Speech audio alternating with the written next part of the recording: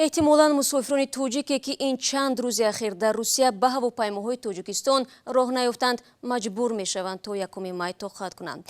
زیرا از فردو روسیه برای پشگیری از پاهنشوایی کوروناویروس پروازی ҳавопаймоҳоро از فرودگاه‌هایش به خاریجه و از خارج به این کشور منع میکند. طبق امور اخیر در 56 منطقه روسیه 840 مبتلای کوروناویروس هستند. قبل از برنامه صحبت داشتم با ایززات امون حامی حقوق مهاجران توجیک در روسیه. نخست از او پرسیدم که با تشکیل پروازهای خاص از تاجیکستان برای آوردن مهاجران بند مانده در روسیه تا کجا این مشکل برطرف گردید؟ مشکل تا هنوز تا آخر رفت نگشته است. یعنی قسمت زیادی از هموطنان هنوزم در فرودگاه‌های شهر مسکو و دیگر شهرهای روسیه در ماندند. البته سفارت جمهوری تاجیکستان کوشش به خرج داده ایستاده است که رسیدگی کند و مشکل را رفع کند، ولی متاسفانه هنوزم مشکل جای دارد. سوال بعدی من از ایززات امون این بود که چرا مهاجران توجیک تلاش دارند خود را به وطن برسانند در حالی که با توجه به پیش آمدن مشکل کوروناویروس روسیه هفته گذشته برای بود و باش مهاجران در قلمروش سبکی داد. برگشت مهاجران خیلی قبلتر از شیوع ویروس کرونا در این کشور شروع شد. شما خوب خبر دارید که نرخ نفت در این کشور رفت پایین و قرب روبل روسی نیز پایین رفت. بنابر همین کار و فعالیت کردن در این کشور برای مهاجران دیگر سخت شد، یعنی فایده ندارد. وقتی که قبل 30,000 روبل معاش می گرفتن این حدوداً 500 دلار می شد. حالا از این 30,000 روبل حدوداً 250-300 دلار می شد. فایده ندارد.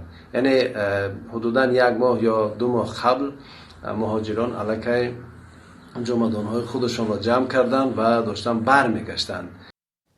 ولادیمیر پوتین دیروز گفت که هفته آینده در تمام روسیه استراحت اعلان شده است و این تصمیم به معاش شهروندان تاثیر نمی کند.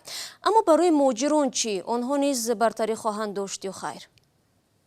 شهروندان این کشور از حساب دولت معاش میگیرن به خاطر این تعطیلشون، ولی مهاجران کاری نمیگیرن، گرفتن نمیتونن.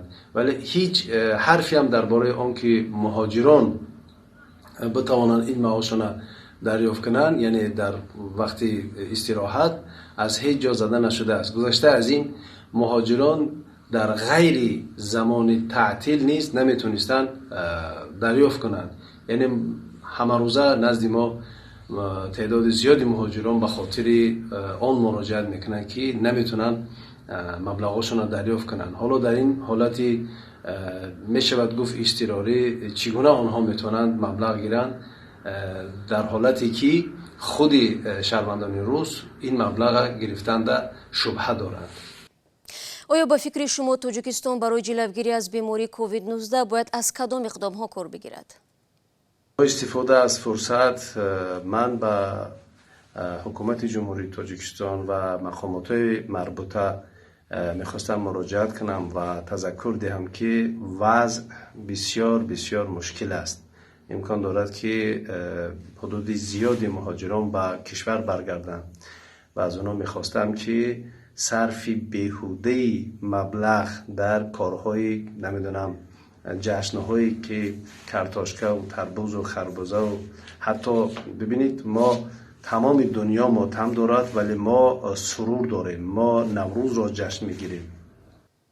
تشکر میگویم از ایززات امون حامی حقوق مهاجران توجیک برای صحبت.